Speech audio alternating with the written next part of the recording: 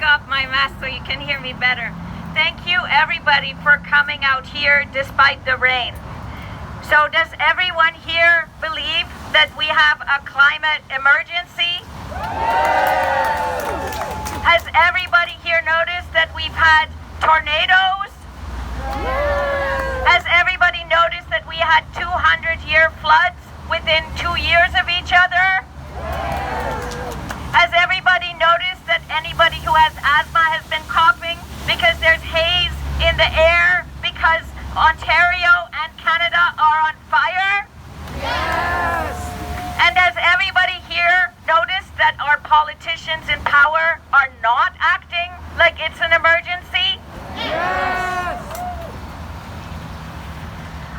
I think the situation is dire, and part of what's dire is that while the reality of the climate meltdown and the climate crisis is very hard to accept, and we naturally, I think, like to deny that our secure livelihood is threatened. The other thing that has become alarming is that 90% of Canadians think that the Liberals and Canada are climate leaders. There has been a lot of talk, and the person who occupies the office behind me has been a part of that. And most recently, she has said she will not run again because she wants to fight climate. It is very, very clear to those of us here who are, I think, the people really paying attention, that the Liberals have been ineffective in fighting the climate.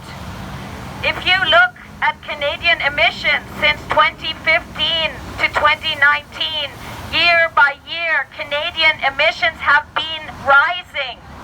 And all of the other G7 countries' emissions have been falling. This is terrible. If you look at fossil fuel subsidies, Canada has the highest per capita fossil fuel subsidies in the world.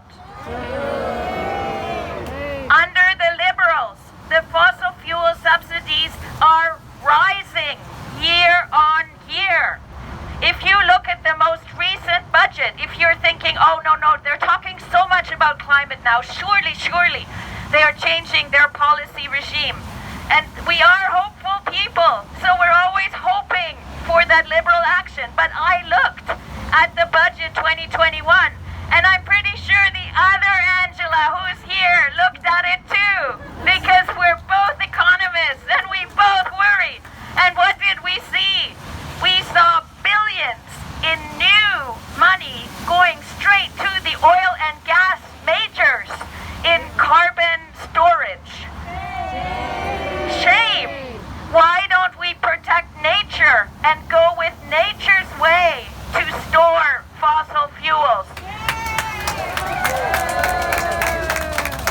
Why don't we protect biodiversity and keep fossil fuels in the ground and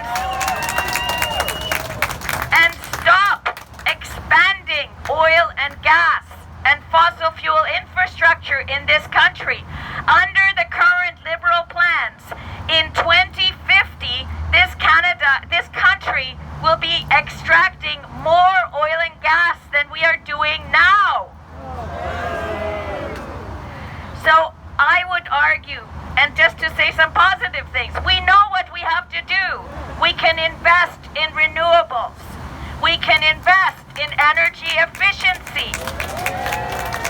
And yes, we can, if we push hard on the structural transition of the Canadian economy, we can help the workers who will be affected by this. We can start subsidizing job training. We can start subsidizing the renewable sector instead of the fossil fuel sector. So many of you here, and thank you for coming, know all the things that I said. But you know, there is another thing that I want to comment on. Like, there is another addiction that is going on. The Liberal government, every single day meets with fossil fuel lobbyists. The statistics from the various lobbyist registers at the different levels of government are astonishing. So I think that part of the reason why the Liberals are so contradictory, why they have such a one-eyed policy, why they speak with a forked tongue, why they are so incredibly hypocritical with so much words about climate action. I think it is because of those oil and gas lobbyists, the undue influence that the oil and gas corporations and industry has in this country, and the very powerful and cozy relationship between the large Canadian banks. This is a particularly Canadian situation, and I think we have to call them out. And I think they have to stop listening in the backroom conversations and the lobby conversations to the oil and gas sector and the CCPA lobbyists, and I think they have to start listening to the people. So I call on you to not only stand here in the rain, but to consider in the coming election, the Liberals do not deserve this majority. They do not deserve an endorsement for their support to aggravating the climate crisis on this planet. I think we should all put in a protest vote. I think we should all stand for climate the same way that you are standing here. And this is why I am standing as the Green Party candidate here in Ottawa-Centre. Thank you for coming.